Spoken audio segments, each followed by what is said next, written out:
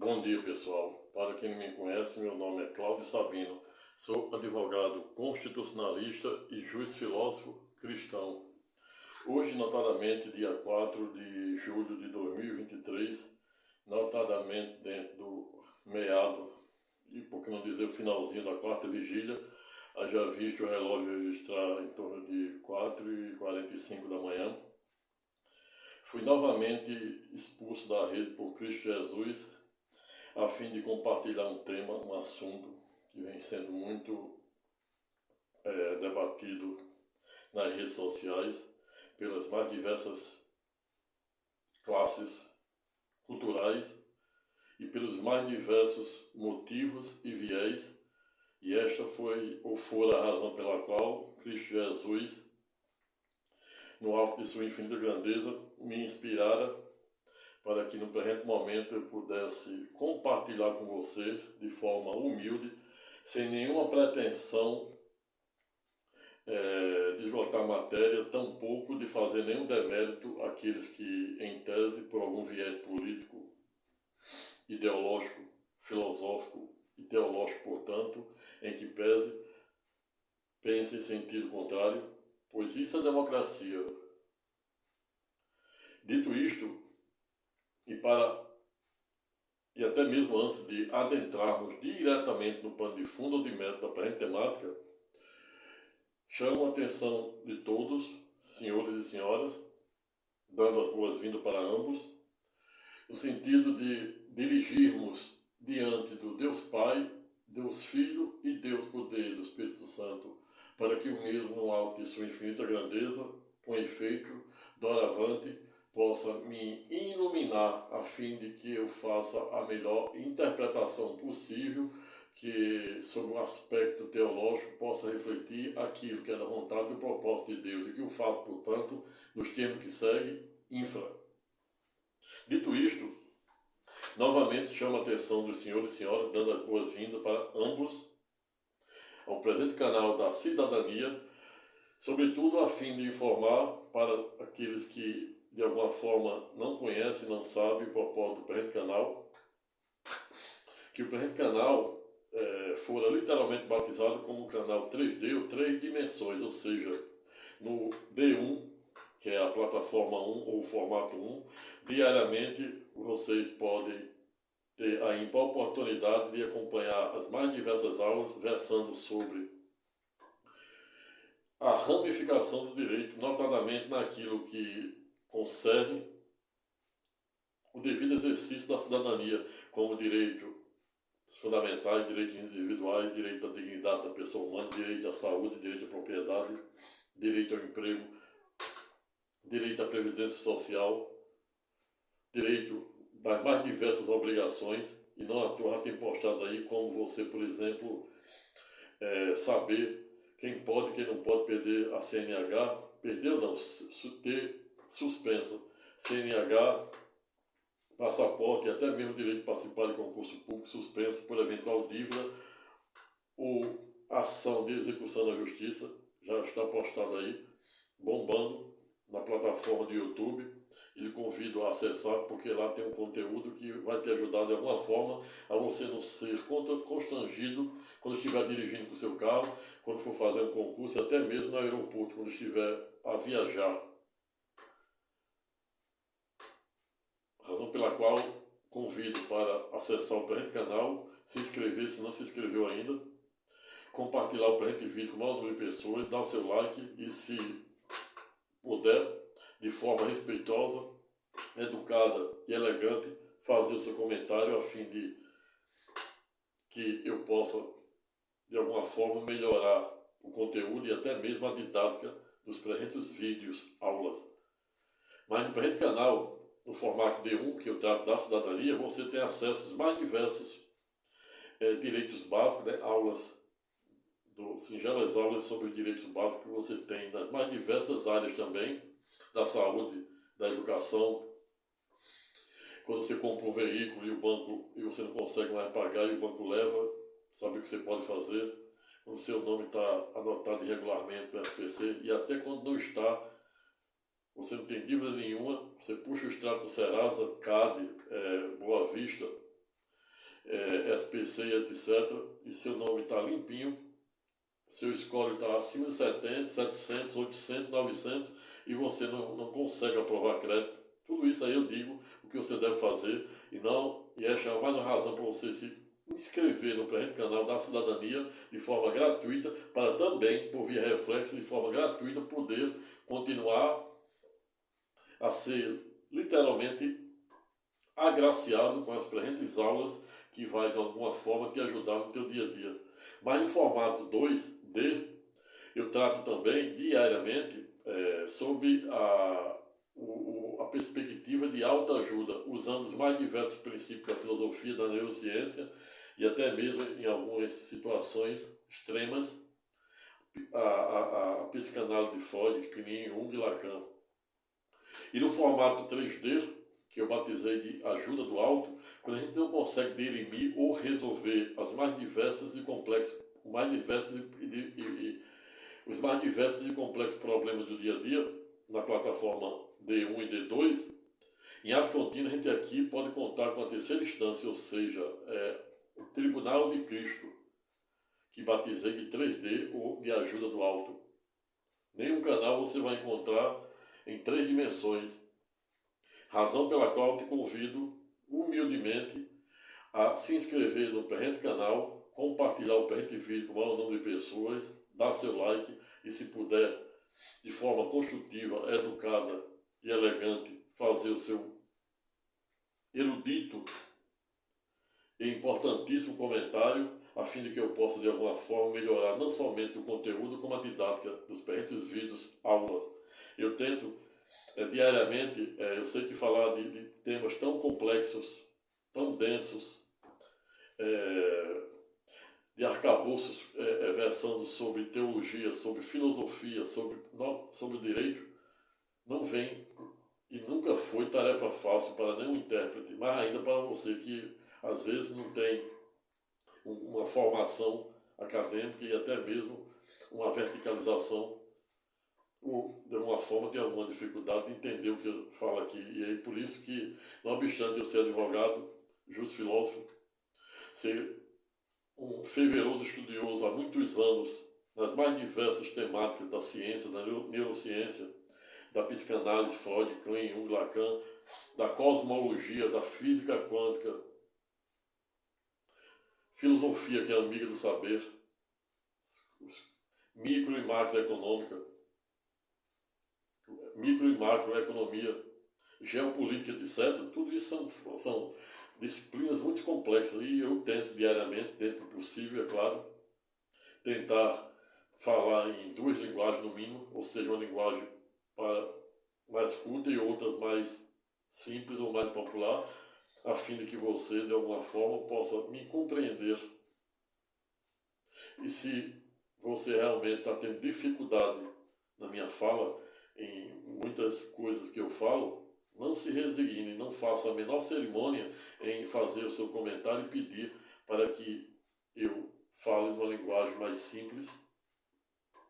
E pode até fazer perguntas sobre diversas temáticas que você não entendeu, que eu, humildemente, dentro do possível, dentro do meu tempo, pois sou advogado e tenho muitas atribuições, graças a Deus, não à toa estou aqui quando você está dormindo, fazendo esse vídeo aula, que é alimento da alma, pois nem somente de pão viverá o homem, mas de toda palavra que sai da boca de Deus. Razão pela qual, no dia de hoje, nesta serena madrugada, dentro do finalzinho da 4ª vigília, resolvi compartilhar com vocês, sem nenhuma pretensão de esgotar a matéria, tampouco fazendo nenhum demérito àqueles que, de alguma forma, por algum viés político, ideológico, filosófico, em especial teológico, portanto, em que pense em sentido contrário. E isso é democracia. Democracia é se dá o direito da gente se indignar de forma legítima no palco adequado, no palco de um devido processo administrativo, não resolver o processo judicial, não resolver o recurso, primeiro grau, não resolver o segundo grau, não resolver o terceiro e 4º grau, e assim sucessivamente. Assim como na parte do dia a dia, a gente pode se indignar, não aceitar, nós somos obrigados a aceitar opiniões alheias, tampouco conviver com determinadas pessoas, mas isso não nos legitima, tampouco nos dá o direito de respeitar. A gente pode não conviver, aceitar e ter as opções. Isso é o livre-arbítrio que Deus nos concebera, exatamente para a gente ter o direito, uma espécie de direito potestativo de fazer ou não fazer determinada coisa, sob pena de responder pelas condutas desviantes. Isso é democracia. Lembre-se que todo direito violado gera uma pretensão. Artigo 189 do Código Civil. Assim como quem abusa do direito também comete, por via reflexa, ato ilícito. Artigo 186, 187, também do Digesto Código Civil de 2002. Falo isso apenas para te ajudar e dando já uma aula básica sobre direitos e obrigações para te acautelar e, por que não dizer, evitar que você entre em problemas quando abusa do direito, te ensinando de alguma forma a como resolver da melhor maneira possível os problemas, que não são poucos, que diariamente não fazem a menor cerimônia, tampouco hesitem em roubar o nosso sagrado sono. E esta é a razão pela qual você deve se inscrever no presente canal, para além de continuar a me motivar a acordar de madrugada e a fazer e compartilhar com vocês esse alimento da alma, não somente alimento da alma, mas também como alimento do corpo, como alimento da mente e do espírito, por meio das diversas aulas de direito, de autoajuda, trazendo os princípios éticos e morais para a pessoa não viver como lilista. Para quem não sabe, lilista é a pessoa que vive totalmente ou literalmente desprovida de valores éticos e morais. Já escrevi essa semana passada os contornos e alcance do budismo, do lilismo e do estoicismo, citando Armínio, a teologia arminiana, a filosofia arminiana, citando a teologia calvinista, citando a filosofia antiga, atemporal grega, a saber, o estoicismo, que diz que o homem não deve se envolver com os extremos. Aí cito a filosofia budista do Zen, que Buda defendia a teoria do meio, ou seja, a teoria que o homem não deve se envolver com os extremos, ou seja, com coisa que não tem um condão de resolver. É isso que defende o estoicismo. Mas isso aí também não é objeto do tema de hoje, apenas para te remeter a visitar o presente canal, que já está postado lá, todos esses vídeos, aulas, de forma objetiva, para tentar de alguma forma te ajudar no teu dia a dia.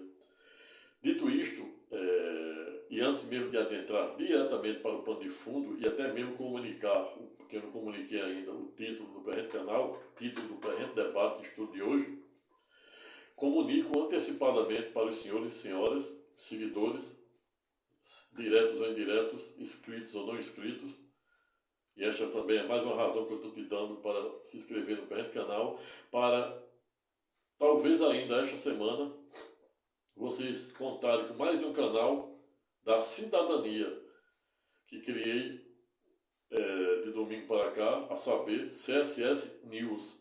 Então já anota esse nome aí, CSS News, que é um novo canal da cidadania, onde lá eu também batizei como 3D, onde na primeira plataforma será News, para quem não sabe, notícias, informações. Eu irei trazer as informações mais importante que está sendo discutido no Brasil e no mundo sobre o aspecto econômico, geopolítico.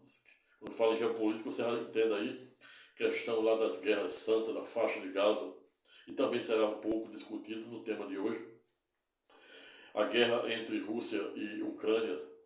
Vou falar também aí no novo canal da CSS News, os contornos e alcance, para você entender pelo menos o básico, por que esse conflito há mais de um ano.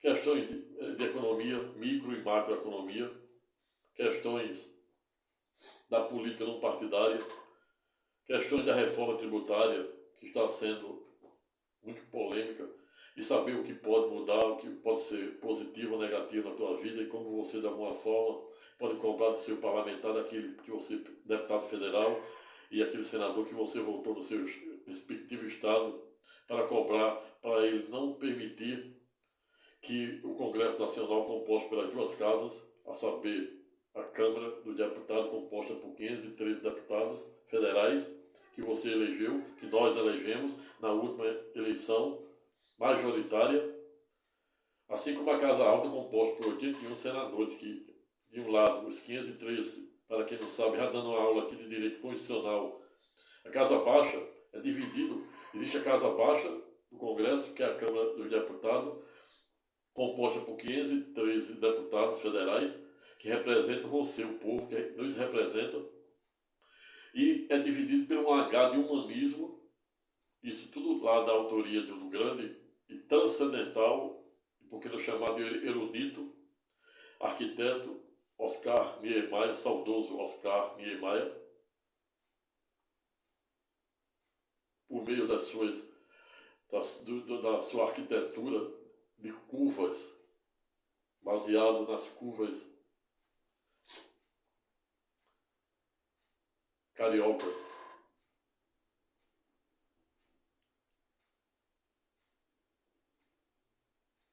A própria tipologia do Rio de Janeiro.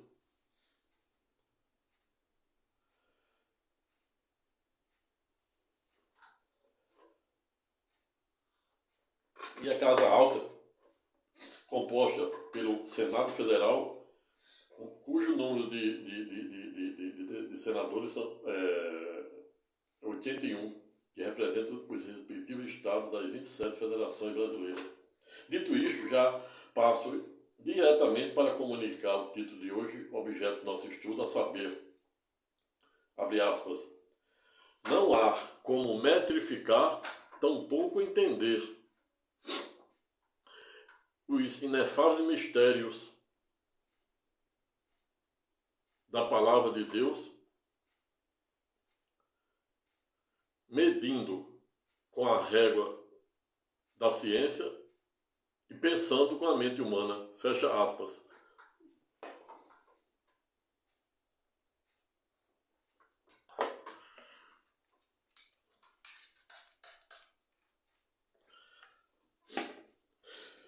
Comunicado o título objeto do nosso estudo de hoje, apenas para não deixar a ponta solta em relação à criação desse novo canal, saber CSS News, desde já anote o nome aí, CSS News, se esqueceu, mas há um motivo de você voltar no preto de vídeo para pegar. Em breve, quiçá, até mesmo na semana vocês terão, ele será lançado, estou preparando para lançar, para você poder contar com um canal de informação, que será tratado no primeiro bloco, informação. No segundo bloco, tratarei de questões de palestras. Pretendo fazer entrevistas com convidados para falar sobre economia, sobre filosofia, sobre direito especialmente, e também, se tiver oportunidade, até sobre a teologia, que talvez eu faça isso num canal que é mais específico. E tem também o formato 3D lá, que eu trato questões de criação, promoção e divulgação de conteúdo físico e digital, versando sobre cursos jurídicos,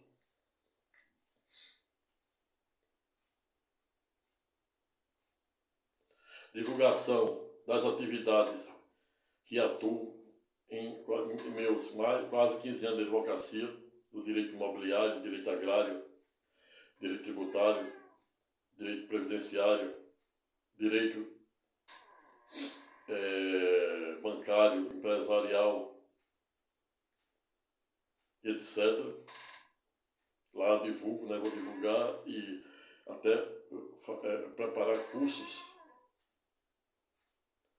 nas mais diversas áreas, notadamente do direito imobiliário, do direito agrário, direito bancário, direito empresarial, algumas coisas sobre o direito internacional público e privado. E também pretendo, no formato 3D da CSS News, para além do que já foi dito no bloco 1 e bloco 2, pretendo também divulgar marcas empresariais, bem como marcas e modelos de veículos, produção de conteúdos e etc. Razão pela qual te convido a ficar na expectativa e se inscrever no presente canal e anotar o nome aí CSS News para você poder também compartilhar das diversas temáticas que serão diariamente tratadas sobre a área da notícia, das informações, de palestras, economia, política não partidária, divulgação de produtos e serviços, divulgação das atividades jurídicas que eu desenvolvo diariamente nas mais diversas áreas, direito imobiliário, direito agrário, direito tributário, direito constitucional, direito econômico, etc. Se inscreva e já passo diretamente para o plano de fundo de meta da presente temática, saber, não há como metrificar, tampouco entender os contornos e alcances dos inefáveis mistérios da palavra de Deus, medindo com a régua da ciência e pensando com a mente humana. Fecha aspas. Dito isto, e como sempre venho ensinando aqui, como um bom professor que deve ser, sem nenhuma soberba, todo texto dissertativo, narrativo e, por que não dizer, literário, em que pese, deve, no mínimo, preceder de antíntese, que é a parte introdutória, tese, que é o fundamento, e síntese, que é a parte da conclusão. E aí já parto para a primeira parte do nosso trabalho de hoje, que é a introdução, no sentido de dizer que, odiernamente ou atualmente, o mundo vem assistindo de camarote os mais diversos discursos apofáticos, em algumas vezes propositivos e em outros até mesmo a ponto de chegar proativos, sobre os contornos e alcances da existência ou não de Deus, sobre os contornos e alcances se Deus existiu, sobre o aspecto histórico, e não à toa, as mesmas pessoas que continuam céticas em não acreditar na existência de Deus, não acreditar na Trindade, não acreditar na divindade de Jesus, não acreditar no Messias, vem usando das mais diversas ciências humanas, como notadamente a história, alguns a filosofia, alguns a neurociência e até a pseudociência, que é uma nova ciência criada aí em idos do século passado, século XX, que não será também objeto diretamente, especificamente, do estudo de hoje, apenas para ilustrar, e por que não dizer, arvorar ou fundamentar o pano de fundo da presente temática. O fato é que as pessoas, historiadores, neurocientistas,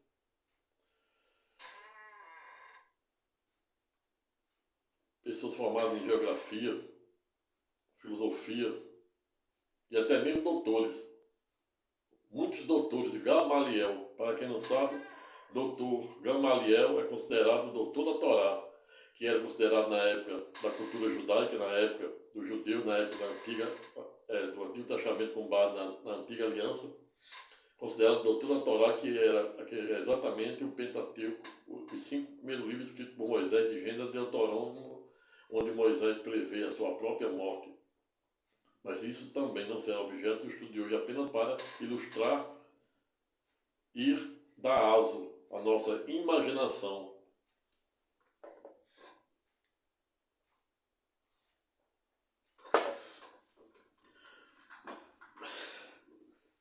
E nessa perspectiva, portanto, o mundo observa de camarote a guerra na faixa de Gaza,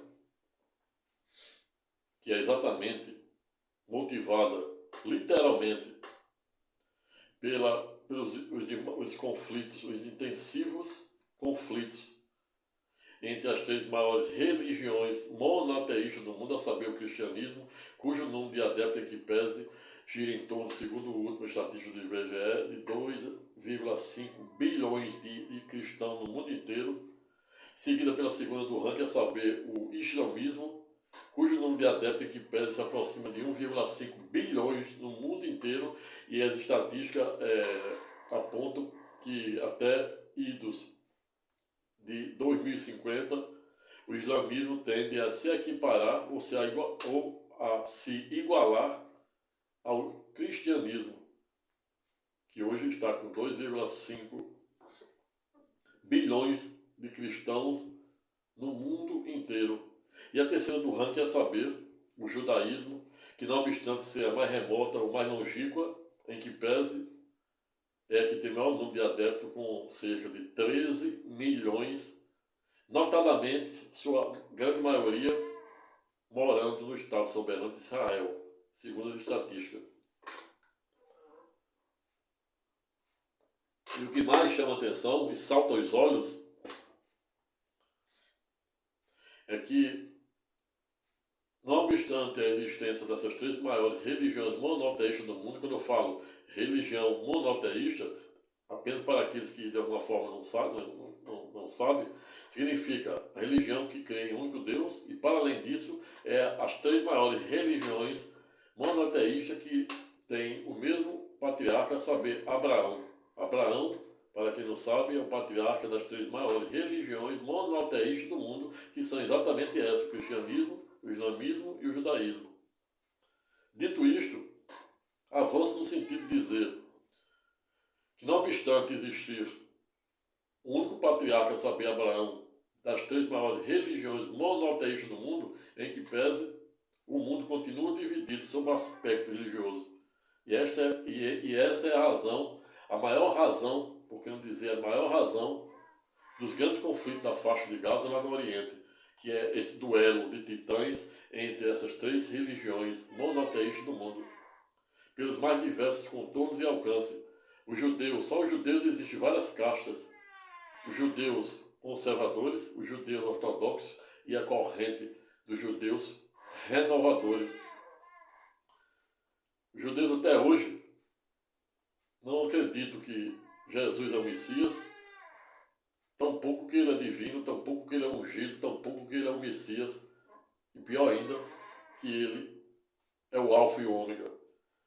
O islamismo, não obstante também cultivar e valorar o mesmo patriarca, saber, Abraão, avança um pouquinho no sentido de admitir que Jesus é no mínimo mais um profeta, e o que diferencia dos demais é que não pecou ou pecara. O fato é que o cristianismo também se encontra literalmente dividido. Existe a Igreja Católica Apostólica Romana, reconhecida, que substituiu literalmente os antigos, os milhares de deuses gregos,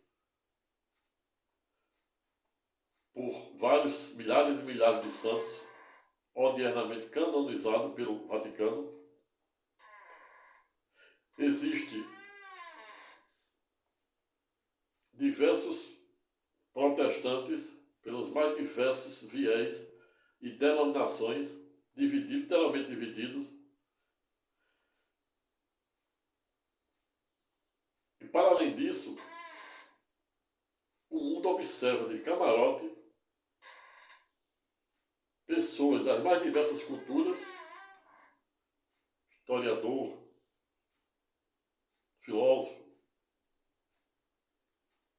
ateus, agnóstico, teísta e ateísta,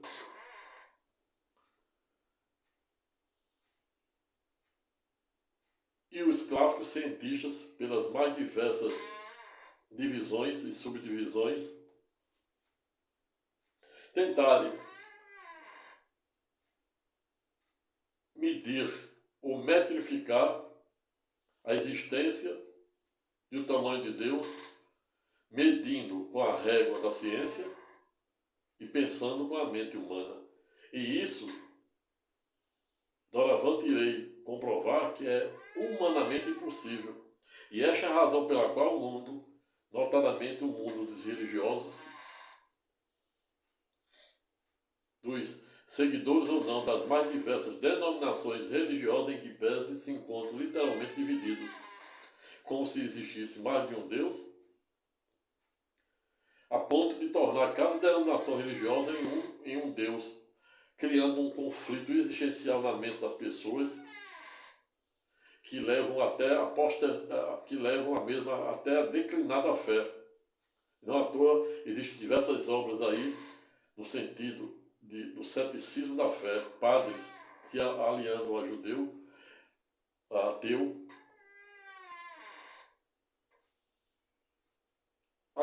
se declarando não praticante, e isso é algo, eu nunca tinha ouvido algo tão interessante e tão engraçado como isso, um ateu, ou muitos ateus se declarando ateu, não praticante, outros dizendo que, se declarando cristão quase ateu, um cristão ateu. O fato é que não falta motivos para as pessoas tentar, de uma forma ou de outra, denigrir, desconstituir a existência, o nome, a palavra e o inexorável poder do Todo-Poderoso. E isso a gente observa nas mais diversas plataformas do YouTube, Twitter, Instagram, TikTok e etc. Pessoas de um lado usando a imagem de Deus em vão para se autopromover, para conseguir seguidores, likes, inscritos. E do outro, quando você vai olhar o conteúdo, você dói a carne. Você sente uma dor na carne, na alma e no espírito. Quando eu falo alma e espírito, não são as mesmas coisas sob o aspecto teológico. Alma é sinônimo de mente, sob o aspecto teológico. Espírito é sinônimo de a vida que nós temos por meio do sopro. Mas isso aí já foi objeto, inclusive, convido você a acessar o Pé Canal, que tem um vídeo lá que as pessoas não deram a menor atenção, que eu falo exatamente isso, a diferença de alma e espírito, e por que os anjos não têm alma, só tem espírito, e por que os animais racionais só têm alma, e por que o homem tem corpo, alma, mente, espírito, e Deus lhe deu o livre-arbítrio. Entra aí no Pé Canal, se inscreva de forma gratuita, não paga nada, para você também, de forma gratuita, ter acesso a esse conteúdo. Eu estou lá de camisa verde, dando essa aula. Isso vai te ajudar no teu entendimento e vai possibilitar e facilitar ainda mais você compreender os contornos e alcance dos inefáveis mistérios que norteiam a palavra de Deus.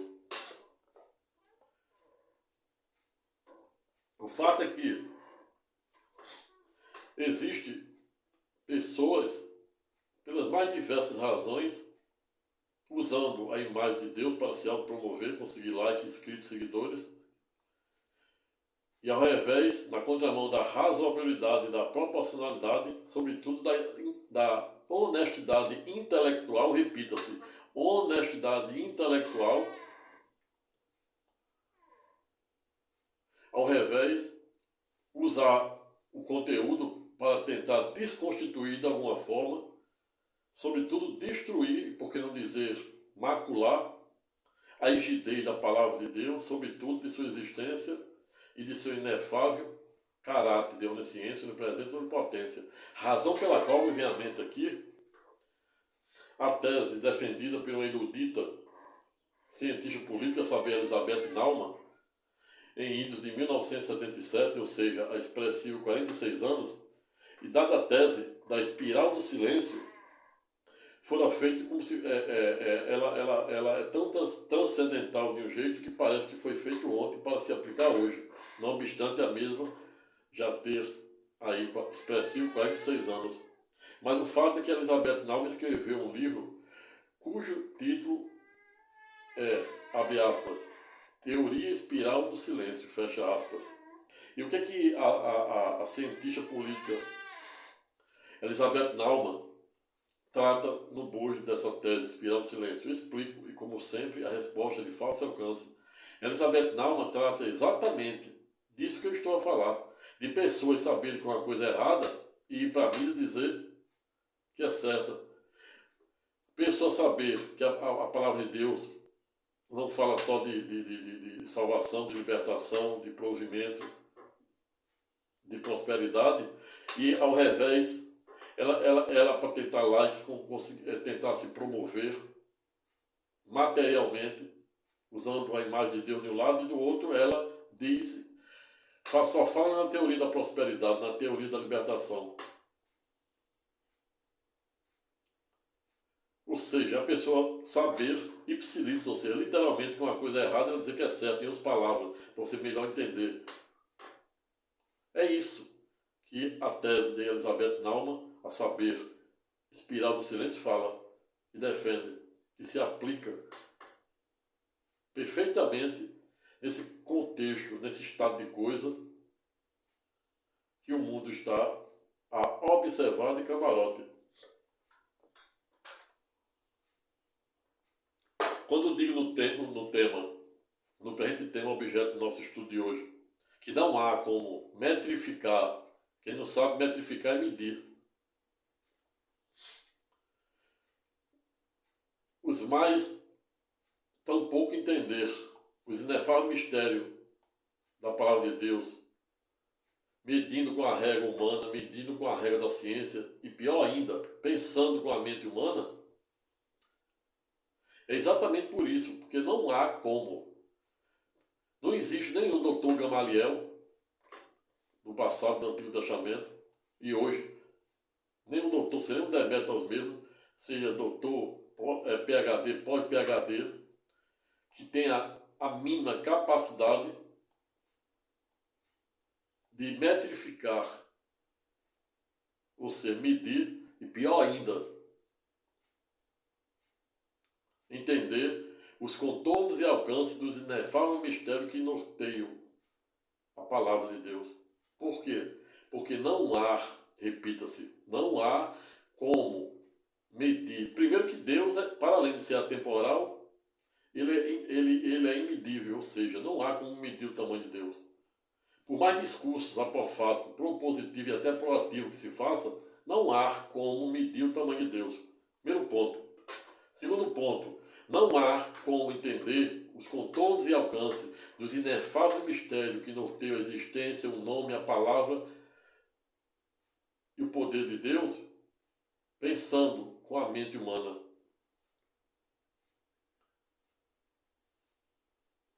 E não à toa me vem à mente aqui, apenas para melhor ilustrar, arvorar e facilitar a tua compreensão, eu vou trazer um exemplo aqui de nós, advogados, juristas do direito.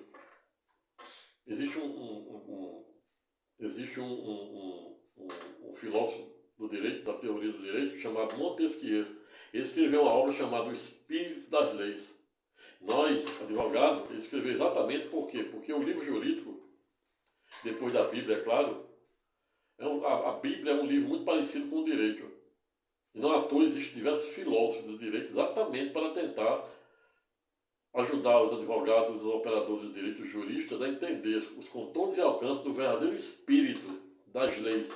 E aí Montesquieu criou uma obra cujo título é O Espírito das Leis. O que significa isso? Significa que nós, advogados, juristas, intérpretes do direito, ele deve buscar a verdadeira essência, o verdadeiro espírito da vontade do povo. Quando você vota no parlamentar, que ele vai lhe representar no Congresso Nacional, deputado federal, senador, casa baixa e da casa alta, respectivamente, você outorga no dia do voto uma procuração para ele, uma procuração em tese em branco, para ele fazer ou não fazer, para ele lhe defender. E aí, por meio dessa procuração, ele vai instituir as leis que regem o nosso país. E aí essas leis devem refletir a vontade do sufrágio universal, que é a vontade do povo. E quando eu falo de espírito das leis, é isso. A gente tem que, quando a gente é advogado, o juízo, o promotor especialmente o juiz quando vai apreciar um processo, uma petição, um recurso, etc., dá exarado pela figura do advogado, ele deve ter esse conhecimento hermenêutico do direito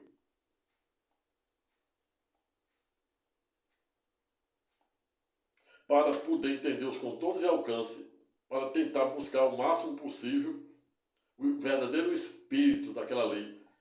E o espírito da lei ele tem que viajar lá na época daqueles que estavam lá constituindo, daquele povo, daquele contexto histórico, daquele contexto histórico, daquela legislatura, seja numa constituinte, ou seja, originária, que é aquela que tem a nossa luta foi de 88, tivemos mais de 8 aí, não sei, mais de 100 emendas já, diferente da Constituição norte-americana, que tem 10 ou 20 artigos e poucas emendas.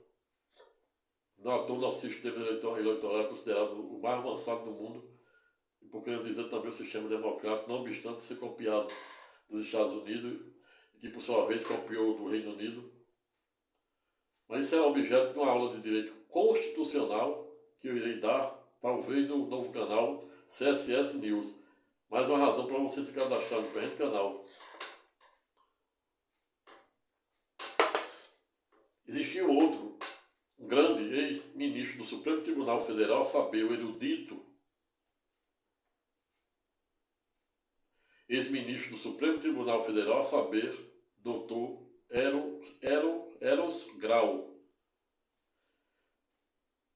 pela qual tive a honrosa oportunidade de fazer um artigo de um trabalho na universidade no curso de pós-graduação de Direito Constitucional, honrosa. Tive a honrosa oportunidade de me deleitar sobre uma de suas obras. E ele lá diz: o direito não se interpreta em tiras. Vejo, portanto, que o eminente ministro do Supremo Tribunal Federal, a saber, doutor catedrático, doutor Eros Graus, fora literalmente pedagógico sobre o aspecto jurídico no sentido de nos ensinar que o direito não se deve interpretar em tiras, ou seja, você pegando apenas um dispositivo. E por simetria, a Bíblia também não pode ser interpretada em tiras, isoladamente. Você pegando apenas um capítulo ou apenas um versículo, você tem que ver o contexto. E esta é a razão pela qual venho observando, sem nenhum demérito daqueles que, por algum viés político, ideológico, filosófico, em especial teológico, pensam em sentido contrário, muitas pessoas aí fazerem interpretações literalmente equivocadas, usando técnica de epistemologia. Epistemologia, você não vai entender jamais os mistérios de Deus usando a epistemologia. Quem não sabe, epistemologia é o sentido das palavras. A epistemologia hebraica, para pegar, por exemplo, o capítulo 8, versículo 4 da carta de Hebreu, cujo autor até o presente momento é literalmente desconhecido, não obstante, em tese, eu entender que o autor é Paulo de Tarso, quando ele estava preso, e ele ditou para o seu secretário. Mas isso aí será objeto de outra verticalização, de forma objetiva, em um vídeo aula específico. Irei compartilhar com vocês. Mais uma razão para você se inscrever no presente canal da Cidadania e também anotar aí o novo canal que está sendo, talvez essa semana ainda, inaugurado, que é o canal CSS News. Veja, portanto, se no direito existe diversos autores, bem como Rodolfo Van Hecke, que criou também uma transcendental teoria pura do direito, no sentido de dizer que o direito nasce, vive e perece. E o direito que não se exercita e não se rejuvenesce está literalmente fadado a cair na ineficácia e na decadência, e, portanto, não ser merecedor de ser chamado de direito. Ou seja, se no direito existem as técnicas de interpretação e que não pode, e que o intérprete deve sempre se esforçar o máximo possível para buscar o verdadeiro espírito da lei, por via reflexo não pode ser diferente quando estamos a estudar a palavra de Deus, composta de livros que vai de Gênesis até o último escatológico da Bíblia, todos muito complexos. E a Bíblia, para quem não sabe, já escrevi também, explicando por que a Bíblia é o livro mais importante da humanidade. É porque nele, para além de diversos outros contornos e alcances, não obstante existir diversas imprecisões literárias apenas, que não afasta tampouco tira a sua rigidez, a rigidez de sua legitimidade, o trouxe por via reflexa, ele, quando eu digo que a Bíblia é o livro mais importante da humanidade, porque nele você tem história, tem geografia, tem geopolítica. Bom exemplo de economia e geopolítica que José do Egito nos deu, ou nos dera. Lá você vê arqueologia, lá você vê a questão da Mesopotâmia, grande, erudito, doutor Rodrigo Silva, e ele sabe do que eu estou falando, que não há como medir Deus, o tamanho de Deus, não há como pior ainda, para além de não termos como medir o tamanho de Deus, a grandeza de Deus, o trouxe por via reflexo não há, e não tem a menor condição de entendermos os contornos e alcances de seus inefáveis mistérios pensando com a mente humana. Pode ser o doutor Gamaliel que for, PhD que for, pode ser o pós-PhD que for, não vai entender.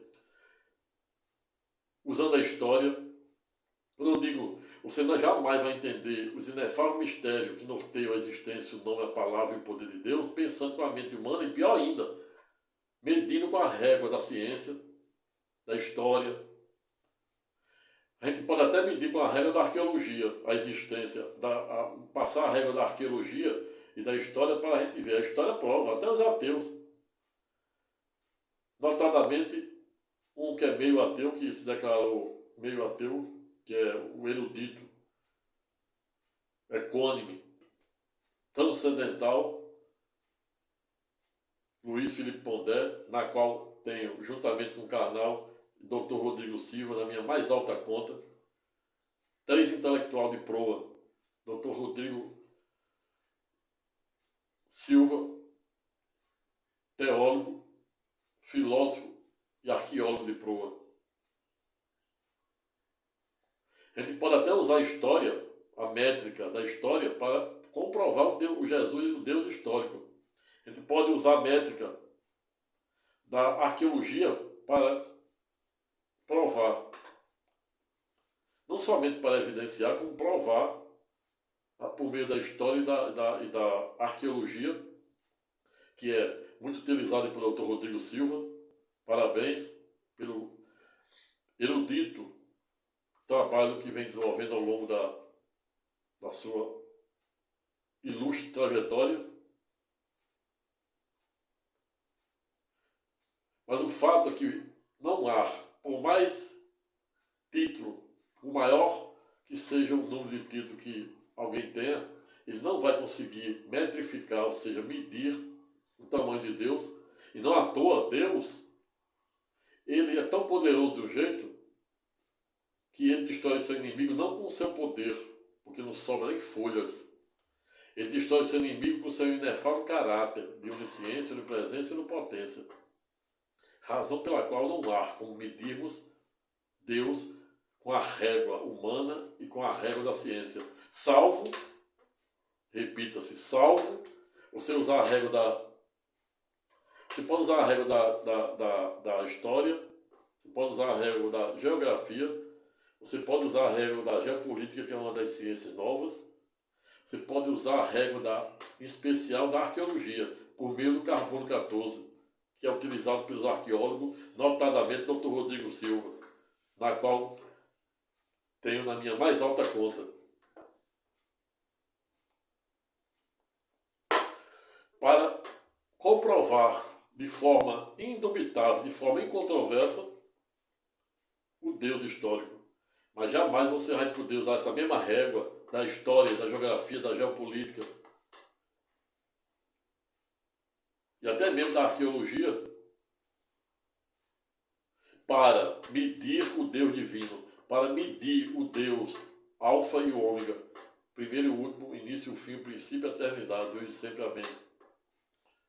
Você está entendendo? O verdadeiro espírito da lei, por simetria, da mesma forma que nós, advogados, juristas, utilizamos as técnicas de interpretação do direito,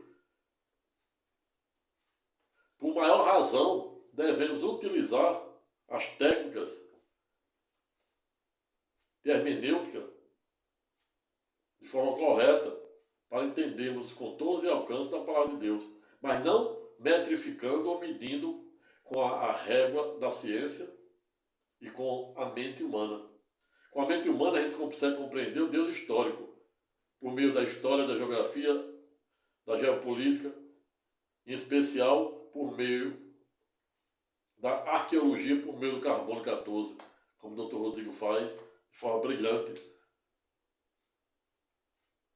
e demais arqueólogos do mundo inteiro tiram o chapéu sobre essa perspectiva.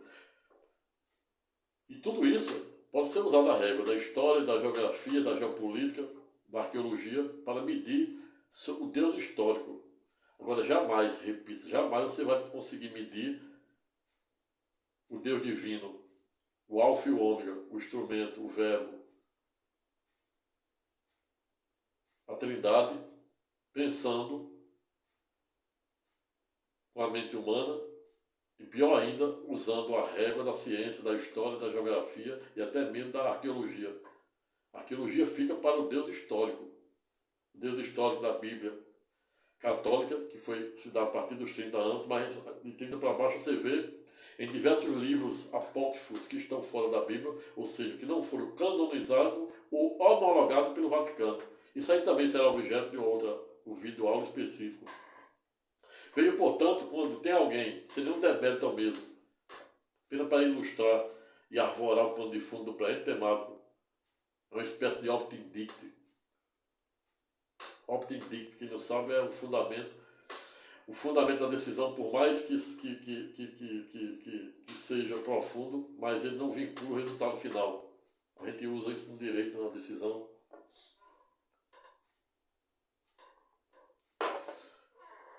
Veja, portanto, que algo que vem me chamando muita atenção é alguém, por exemplo, usar epistemologia, até a ponto de fazer doutorado em hebraico, sem nenhum demérito. É muito bonito, muito belo, muito loiro, é gratificante. Dr. Rodrigo Silva, doutor, pós-doutor, PhD, dá show na teologia e na filosofia.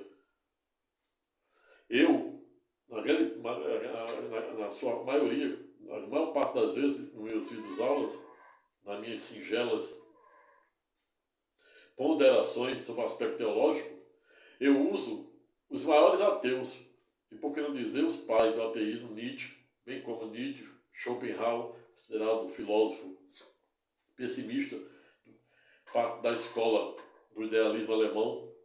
Eu uso Freud, Sigmund Freud, uso Marx, os pais do ateísmo, para usar suas próprias palavras dos ateus, os próprios princípios, a própria filosofia, não para destruir, não para desconstituir a palavra de Deus, e sim para enaltecer. Quando, por exemplo, apenas a título de exemplo, você saber o que eu estou falando, para você não dizer que eu estou jogando palavras no vento. Quando eu digo que eu uso a palavra, a filosofia, os princípios utilizados pelos pais do ateísmo, a saber, Nietzsche, Freud, Marx e Schopenhauer, é exatamente no sentido de dizer que, por exemplo, quando Nietzsche, o alemão Frederico Nietzsche, foi instado a falar sobre o lilismo, e quem não sabe, lilismo se constitui, sob o aspecto sentido literário, significa uma pessoa que vive literalmente desprovida de valores éticos e morais. E aí Nietzsche, quando foi instado ou provocado a falar sobre o lilismo, ele disse: considerar também lilista aquele que segue as mais diversas religiões. Ser religioso é uma coisa, ser seguidor de religião é outra. Quando eu digo aqui que eu sou um juiz filósofo cristão, eu não estou dizendo que eu estou seguindo, tomando partido de religião A, B ou C, e pior ainda, faz nenhum demérito a nenhuma delas.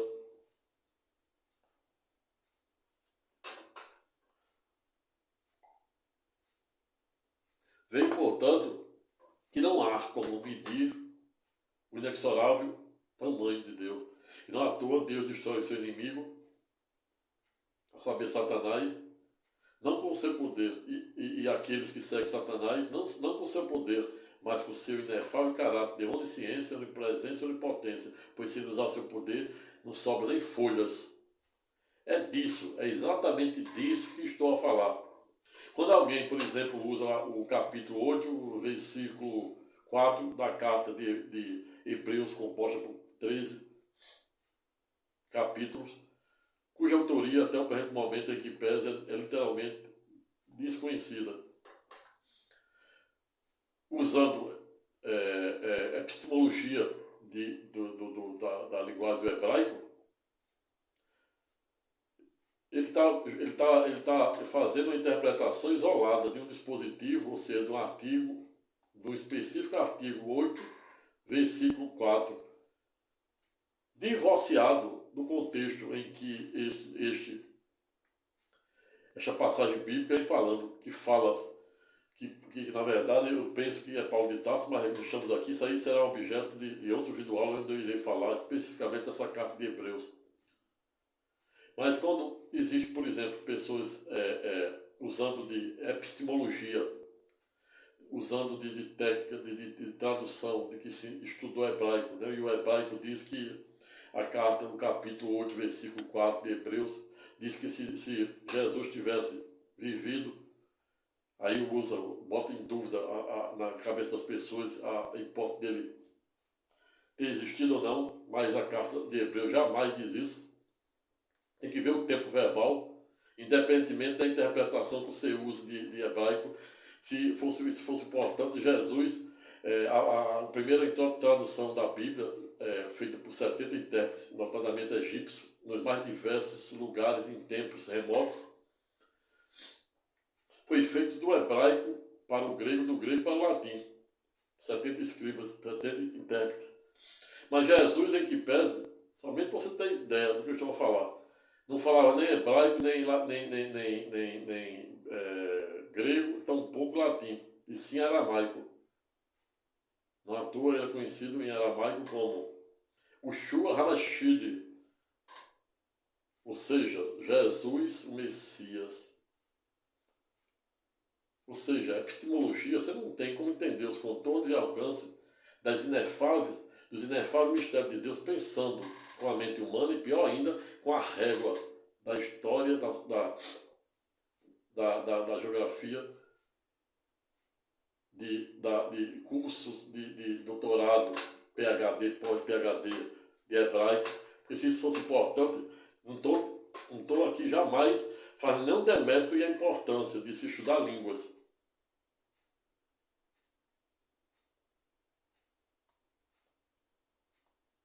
Estou apenas dizendo que não há como usar uma técnica de epistemologia, que é exatamente o sentido das palavras, para tentar interpretar e, pior ainda, entender os contornos e alcances de um Deus não histórico, ou seja, de um Deus divino, de um Logos, do cosmos, do Alfa e do Ômega, do instrumento, do Verbo, do Messias. Não tem. O Deus histórico é uma coisa. Jesus histórico é uma coisa. Aí pode metrificar com a história, com a geografia, com a geopolítica, especialmente com a arqueologia. O Deus histórico, jamais o Deus divino. E aí, somente para você entender os contornos e alcances do que eu estou a falar, para você ver que eu não estou jogando palavras no vento, notadamente quando eu faço uma crítica de caráter construtiva à interpretação que estão dando ao capítulo 8, versículo 4 da carta de Hebreus, eu vou ler aqui um trecho, não somente o capítulo 4, capítulo 8, versículo 4, como também vou ler a partir do capítulo 8, versículo 3 até o versículo 13, que encerra o presente capítulo. Somente para você entender os contornos e alcances do que eu estou aqui a falar. Abre aspas. Hebreus, capítulo 8, vou começar a partir do versículo 3, para não ficar tão extenso. Abre aspas. Todo grande sacerdote é escolhido para apresentar a Deus as ofertas e os sacrifícios de animais, e por isso é necessário que o nosso grande sacerdote tenha também alguma coisa para oferecer. Ponto. Primeiro comentário. Veja aqui que o desconhecido autor da carta de Hebreus, ele está falando de quem? Todo grande sacerdote, ele está por lógico falando dos sacerdotes da tribo dos levitas, que Jesus, logicamente, genealogicamente não faz parte. E tá, outra coisa também que aqui o autor de Hebreus nos ensina, que a Bíblia, a palavra de Deus, ela é do início ao fim, oferta, renúncia e oferecimento e doação. Não à toa existe o verdadeiro espírito e a importância da doação. Não à toa, os Estados Unidos é um dos países, salvo o melhor juízo, que mais doa no mundo. E não à toa também os judeus, não à toa, são considerados a nação e o povo que mais é bem sucedido na vida sob o aspecto econômico, porque eles também têm a cultura de doar, exatamente com base na premissa judaica. Veja, portanto, que só nessa primeira estrofe, o desconhecido autor de Hebreus, ele fala da importância da liturgia e da cultura da época, né, que versava exatamente sobre a doação, o espírito e a importância da doação, e sobretudo quando ele diz aqui, o que chama atenção, e por isso, ele começa a enfatizar, ele bota uma vírgula pleonástica e continua. E por isso é necessário que o nosso grande sacerdote, por lógico ele está falando de quem? De Jesus. O Cristo Jesus. Ele está falando de Cristo Jesus, que é diferente de Jesus de Nazaré, que eu já falei no vídeo anterior. E é por isso que o grande sacerdote, que é Cristo Jesus, segundo Paulo de Tarso, tem também alguma coisa para oferecer. E ele já nos ofereceu a própria vida para ser o nosso Redentor e sumo sacerdócio na ordem de Melquisedeque. E também Melquisedeque será objeto de um vídeo aula onde eu irei explicar quem é Melquisedeque no livro de Hebreus. Mas não será objeto de hoje, fique na expectativa que irei falar especificamente quem era Melquisedeque. Isso fazendo uma métrica, não com a métrica, com a mente humana, não pensando com a mente humana, e tampouco com a régua da ciência, com a régua da história, com a régua da geografia, com a régua da geopolítica e até mesmo com a régua da arqueologia. Não, quando eu irei falar sobre essa passagem de Melquisedeque, vocês vão poder entender se eu sair, abandonar todas essas réguas da ciência, abandonar a mente humana e transcender para um plano espiritual para você poder entender os contornos e alcance do que estou a falar. E não à toa existe a parábola de Lázaro e o rico, que Jesus diz, é mais fácil um rico entrar no reino do Deus do que é mais fácil um camelo entrar no buraco da agulha do que um rico entrar no reino do céu. Ele não estava criticando riqueza. Se fosse, Deuteronômio 15:54 não dizia a importância, Deus não ressalvava no Antigo Testamento a importância que ele dizia que o povo não queria que seu povo fosse pobre, o povo lá da época de Canaã. Combinado com João 16:24, pedes em meu nome que eu te darei, pedes em meu nome que eu te darei, pedes em meu nome que eu te darei. Combinado com Romanos de 1-11 seguinte, que somos legítimos co-herdeiros de Cristo, tudo que tem no cosmos e no microcosmos nos pertence por coautoria. Isso aqui já é o suficiente para justificar a técnica utilizada por muitos para ter sucesso na vida. Mas continuando aqui.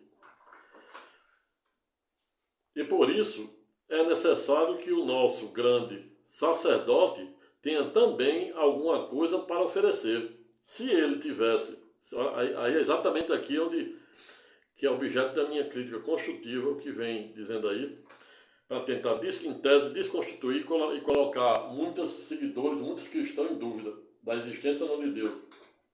Crítica construtiva, sem nenhum demérito a quem pensa em sentido contrário. Isso é democracia. Se ele estiver, aí ele continua, o autor desconhecido de Hebreus, no parágrafo, versículo, capítulo 8, versículo 4, que é o objeto da polêmica. Se ele estivesse na terra, olha o verbo, estivesse, o verbo. Se ele estivesse na terra, se ele estivesse, porque ele não está na terra, ele está dizendo que Deus está o quê? No céu, no terceiro céu, ao lado do Deus Pai. Sentado ao lado direito de Deus Pai. Aí ele diz, se ele estivesse, que ele não está, faz 2 anos que ele está lá em cima. 2000 anos. É isso que ele está dizendo aqui.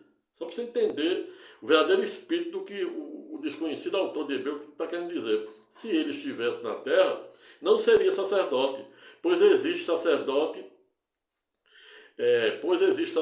que apresenta as ofertas de acordo com a lei de Moisés, a Torá. Falando da Torá, está falando por lógico e por óbvio dos sacerdotes da tribo dos levitas, que Jesus não faz parte.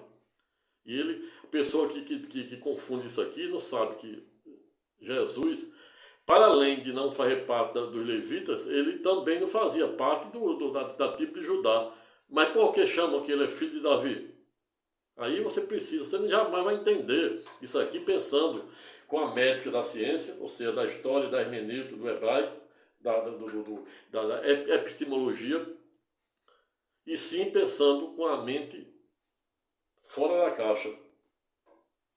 Ele está dizendo que Jesus está lá, repito, por 2000 anos, e essa é a razão pela qual ele disse, se ele estivesse aqui, porque ele não está, isso não quer dizer que ele nunca esteve, ele não está agora. Ele não está dizendo que ele nunca esteve, ele está dizendo que ele não está há 2 anos, 2000 anos que ele partiu. E aí pessoas estão interpretando isso aqui de forma equivocada, com devido respeito. E aí continua. O trabalho, e a lei de Moisés, é claro, por óbvio, em tese foi substituída pela nova e eterna aliança, que ele também vai falar aqui. Continua no capítulo 5. É por isso que eu digo que não há como entender ou interpretar os inefáveis mistérios de Deus pensando com a mente humana e pior ainda com a métrica da ciência, da história, da geografia, da geopolítica e até mesmo da arqueologia. Isso aí você vai encontrar e vai conseguir metrificar o Deus histórico. Está entendendo, né? A concepção jurídica da coisa? Aí continua o autor desconhecido. No versículo 5. O trabalho que esses sacerdotes fazem é, de fato, somente, olha o verbo, olha aqui, somente uma cópia e uma sombra do que está no céu. Ele está falando de quê? Ele diz somente. Você vê como você não pode comparar um sacerdote da linhagem da tribo dos levitas com o sacerdote da tribo de Judá, e mais ainda aquele lá na frente que eu vou falar sobre Melquisedeque. Então o que ele diz? O trabalho que esses sacerdotes fazem é de fato somente, repita-se, somente uma cópia de uma sombra do que está no céu. Ele está falando do tabernáculo, do trono de Deus, que nas 40 anos da peregrinação, Deus amou o mundo de tal maneira e queria ser tão íntimo com o seu povo, com os hebreus da época, semitas, judeus, que são sinônimos entre si, que pediu para Moisés, deu todas as diretrizes para ele construir o trono dele na terra, que é o clássico tabernáculo, que peregrinou expressivo 40 anos no deserto do Egito. E aqui ele diz, foi isso que aconteceu quando Deus falou com Moisés, retratando a época dos 40 anos. Quando Moisés estava para construir a tenda que passou 40 anos e Deus na frente da tenda, e de dia era uma nuvem que servia para climatizar o povo da temperatura de mais de 50 graus, que dá para fritar ovo, e à noite essa mesma temperatura do Sinai cai para baixo de zero, e essa mesma nuvem à noite servia para aquecer o povo.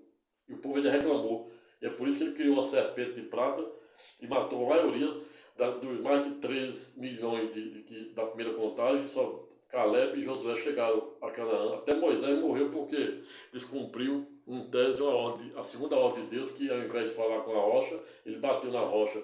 E a rocha e os montes é o lugar onde Deus se encontra. E o vale da sombra da morte é o lugar onde Deus usa para construir a nossa fé e, para além disso, nos ensinar a enfrentar os mais diversos e complexos problemas do dia a dia e aprender a superá-los. Sobretudo, ter ainda a oportunidade de escrevermos os melhores capítulos da nossa vida no momento da dor, da opressão, da perseguição. É isso. Continuando, o desconhecido autor da carta de Hebreus. Quando Moisés estava para construir a tenda, Deus disse: tenha cuidado para fazer tudo de acordo com o modelo que eu lhe mostrei no Monte Sinai. Mas, de fato, Jesus foi encarregado de um serviço sacerdotal, que é superior aos sacerdotes. É claro, está falando da tribo dos levitas. Pois a aliança que ele conseguiu é melhor porque ela se baseia em promessa de coisas melhores. A promessa da nova e eterna aliança. Pois, se a primeira aliança tivesse sido perfeita, falou aqui, ó, os hebreus lá dos 40 anos de peregrinação comeram maná e todos morreram, salvo Caleb e Josué. Até Moisés, por descumprir a segunda ordem de Deus, acabou morrendo e não adentrando em Canaã. Só que isso aí, também a gente está falando de um aspecto histórico, pois sobre um aspecto teológico, você vai ver que Moisés está bem sentadinho lá no trono de Deus, não à toa. Basta você ver a transfiguração de Cristo Jesus, que tem Moisés de um lado representando o Êxodo e a lei, portanto, que é a Torá, o Pentateuco, e do outro é Elisa representando os profetas e os 3 anos e meio que Deus deu poder para abrir e fechar o céu, para chover, não. Elias, para quem não sabe, foi um profeta que pregou em Psilites, ou seja, literalmente no deserto. E Deus mandava alimento para ele por meio dos corvos. Mesmo os corvos lá do Reino Unido, que tinham 6 corvos, 7. E na hora que um morresse, caiu o trono e a rainha. Foi mera coincidência que morreu quando desapareceu o 7º corvo. Mas na época de Elias, no deserto, ele pregava no deserto. E aí Deus mandava comida para ele por meio dos corvos. Diversamente de seu sucessor, a saber, Eliseu, que pregou Ipsilício, ou seja, literalmente na área urbana, e não à toa foi um dos profetas do Antigo Testamento que Deus lhe deu mais poder para fazer milagre em seu nome, a ponto de curar a lepra do general da Síria, a saber, Naamã, com 7 mergulhos no Rio Jordão, fazer flutuar machado que havia afundado também no Rio Jordão, purificar um cozido que estava envenenado, ressuscitar um filho de Sulamita com 7 espirros e fazer com que os soldados do rei da Síria, que vinham armados até os dentes para matá-lo, ficassem ipsilícitos, ou seja, cego. Vejo, portanto, que não há como compreender os contornos e alcance dos inefáveis mistérios de Deus com a régua da ciência, e pior ainda, pensando com a mente humana. Continuando. Pois, se a primeira aliança tivesse sido perfeita, não seria necessária uma nova aliança. Mas Deus vê que o seu povo é culpado e diz: está chegando o tempo, diz o Senhor, em que farei uma nova aliança. Ele está falando da nova e eterna aliança, por meio de Cristo Jesus. Como o povo de Israel, farei uma nova aliança com o povo de Israel e com o povo de Judá, na qual Cristo Jesus faz parte na linhagem não somente do rei Davi, por isso que chama que ele é filho de Davi, não obstante ele ter sido filho terreno da linhagem de José, carpinteiro, mas sob o aspecto teológico, não histórico, ele é tido como filho de Davi, exatamente porque, e não à toa é chamado como, e quando ele vier na segunda vinda, virá como o verdadeiro leão da tribo de Judá. Está chegando o tempo, diz o Senhor, em que farei uma nova aliança com o povo de Israel e com o povo de Judá, que é da tribo de Judá. Essa aliança não será como aquela que eu fiz com os antepassados deles. No dia em que os peguei pela mão e os tirei da terra do Egito, ou seja, falando do resgate que Moisés libertou o povo dos mais de 400 anos de cativeiro do Egito e ulterior travessia no Mar Vermelho. E os tirei da terra do Egito. Não foram fiéis à aliança que fiz com eles, e por isso, diz o Senhor, eu os desprezei. Quando esse tempo chegar, ele está falando da nova aliança, nova e eterna aliança que já chegou, o momento da cruz, ressurreição e ulterior ressurreição no terceiro dia, no qual Cristo Jesus disse que iria reerguer lá no templo, que os fariseus destruíssem aquele templo que eles estavam blasfemando, e ele pega o chicote, se indigna e diz, destrua esse templo, que eu o reconstruirei em apenas 3 dias. Os fariseus não entenderam o verdadeiro espírito das palavras de Jesus, de Nazaré, e aí diz, como Rabi? Porque eles não acreditavam nele, no que ele dizia, mas eles o respeitavam como mestre. Não à toa chamavam de Rabi. E aí diz, como é que você está mandando a gente destruir um templo que levamos expressivo 46 anos para construir, e você disse que quer reconstruir apenas 3 dias? Eles entenderam que Jesus estava dizendo e prevendo a sua crucificação na cruz e ulterior ressurreição no terceiro dia. E nesse terceiro dia ele iria reerguer a sua igreja por meio do seu corpo, a luz do corpo, da mente e do poder que brota do sangue de Cristo. Está entendendo a concepção da coisa? Como não há como metrificar, tampouco entender os contornos e alcance de Deus pensando com a mente humana e medindo com a régua da ciência. E por isso diz o Senhor, quando esse tempo chegar, diz o Senhor, farei com o povo de Israel esta aliança. Eu porei as minhas leis na mente deles, e o nosso coração deles as escreverei. Eu serei o Deus deles, eles serão o meu povo. Ninguém vai precisar ensinar. Ele está dizendo aqui que vai colocar a palavra dele dentro da mente de cada um de nós. E ele colocou já. Quando o véu caiu, quando Jesus foi alçado à cruz e fez maldito para não ser bendito, para ser o nosso Salvador, Redentor e sumo sacerdócio na ordem de Melquisedeque, o véu caiu, a cortina se rasgou. E ali, você não precisa mais de um sumo sacerdote para falar diretamente com Deus. Você pode falar, como eu estou falando aqui, desde 4h30 da manhã, com Ele, compartilhando com você. Entendeu a concepção? Ele está dizendo, isso aqui não está acontecendo, isso aqui já existiu. Nós já podemos. A cortina, o véu se rasgou e a cortina caiu. A partir daquele momento ele está dizendo, você pode falar mano a mano com ele. Como eu estou falando aqui desde 4h30 da manhã. E como eu venho há mais de 3 anos falando. Eu serei o Deus deles, e eles serão o meu povo. Ninguém vai precisar de ensinar a ninguém. O seu patrício, nem o seu parente, dizendo, procure conhecer o Senhor, porque todos me conhecerão, tanto as pessoas mais humildes como as mais importantes, pois eu perdoarei os seus pecados, e nunca mais lembrarei das suas maldades. Fecha aspas. E quando Deus fala da nova aliança, é porque ele já tornou velha a primeira. E o que está ficando velho e gasto vai desaparecer logo, como já desapareceu. Então, entenda, o momento da cruz, isso aqui tudo já aconteceu no momento da cruz. A cortina caiu, o véu se rasgou. A gente pode falar diretamente com Deus. O trono de Deus, neste momento, está dentro de cada um de nós, a depender de como, de forma do coração real, contrito, uma fé contrita, não sendo aquela fé como defende o diabo, aquela fé como as ondas de um mar, aquela fé duvidosa. Uma fé, desde que você tenha uma fé fervorosa, se esvazie, procure fazer aquilo que revela a vontade e o propósito de Deus, você permitir, com base até na teoria do Zen de Buda, se livrando dos extremos, para o Deus Todo-Poderoso ascender dentro de você. O Deus está dentro de cada um de nós, só que ele está bloqueado, ele está lá apagadinho.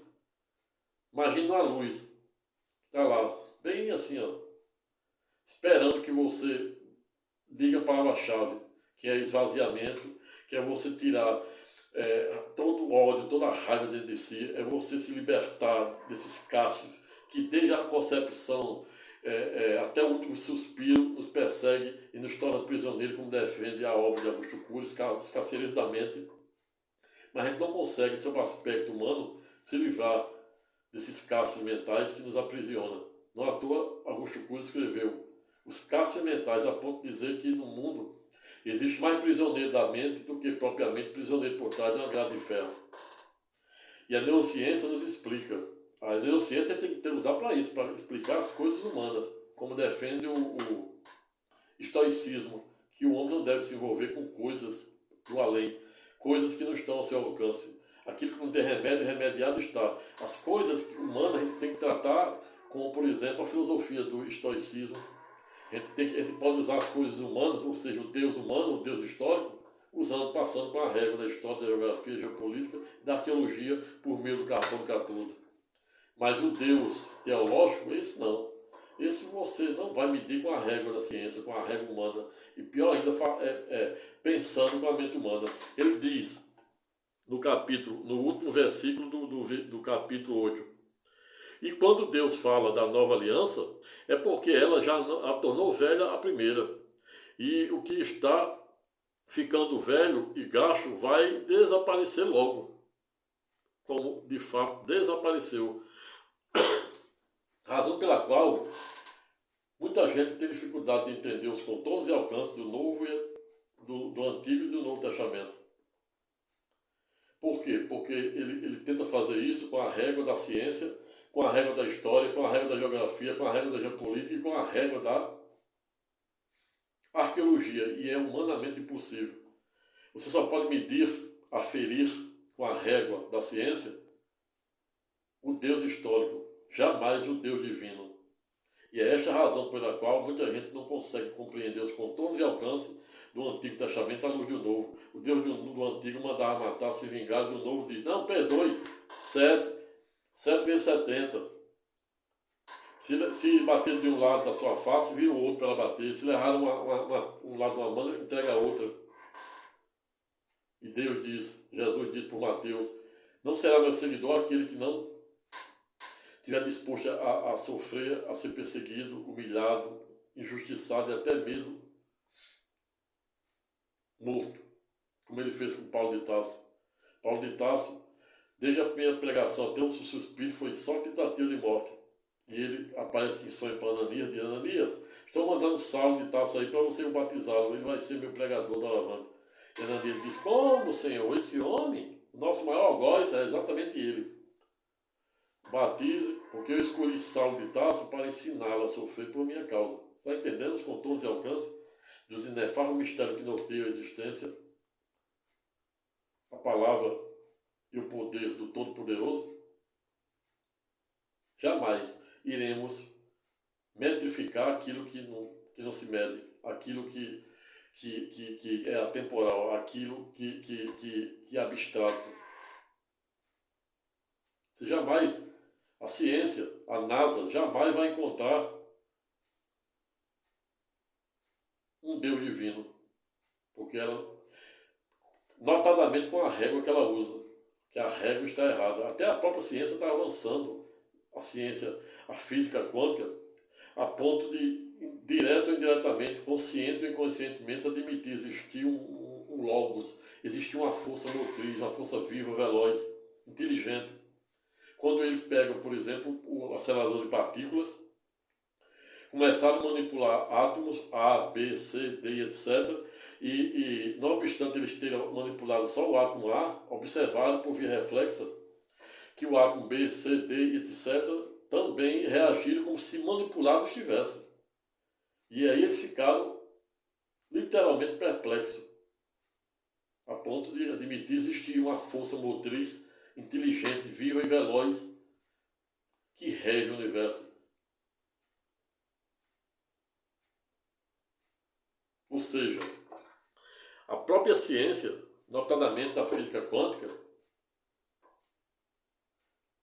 se de um lado ela não consegue, ela não acredita em Deus, porque não consegue metrificá-la, comprová-la, não consegue conseguir evidências concretas, provas materiais, do outro, de forma direta ou indireta, consciente ou inconsciente, ela acaba admitindo por meio dos próprios estudos. E esta é a razão pela qual este que estávamos a falar, em sua grande maioria, usa as palavras, os princípios, a filosofia dos próprios pais do ateísmo, a saber, Nietzsche, Schopenhauer, Marx e Freud, para enaltecer ainda mais e comprovar a existência do Todo-Poderoso, e não para destruir, como muitos estão por aí, usando técnicas das mais diversas, história, régua da ciência, das mais diversas, sem nenhum demérito ao mesmo, com o sentido de procurar aquilo que não se tem como encontrar, que é o Deus invisível, que é o Deus desconhecido. Você pode, na pior das hipóteses, encontrar o Deus histórico, Jesus de Nazaré histórico, que é diferente de Cristo Jesus. Por isso que eu digo, Jesus de Nazaré não existia antes da nova e eterna aliança. Ele passou a existir a partir da nova e eterna aliança. Razão pela qual finalizo o presente estudo temático no sentido de dizer: se mesmo assim você que está a me ouvir ainda tem dúvida da existência de Deus, veja o homem, multiplique pelo infinito e logo verá esse ser tão necessário em busca da paz, da felicidade e do amor. E aquele que amordoa objetos estranhos negociam, como dizia Mazili e asseverou Cresce Móvel, razão e ciências, e dias virão em que a razão dominará o mundo. E São Tomás de Aquino, por meio de sua dualística, refutando o movimento monista de Santo Agostinho, veio tentar aliar a fé à razão. Pessoal, ficando por aqui, obrigado. Eu espero que vocês tenham gostado. Se gostaram, dê seu like, se inscreva no presente canal, compartilhe o presente vídeo com o maior número de pessoas, para assim como eu, você e elas também possam ser instrumento de mudança na vida das pessoas e, para além disso, também iniciar a dar o primeiro passo para fazer aquilo que é da vontade, do propósito de Deus, no sentido de levar a palavra de Deus aos confins do mundo, hoje e sempre. Amém. Até a próxima.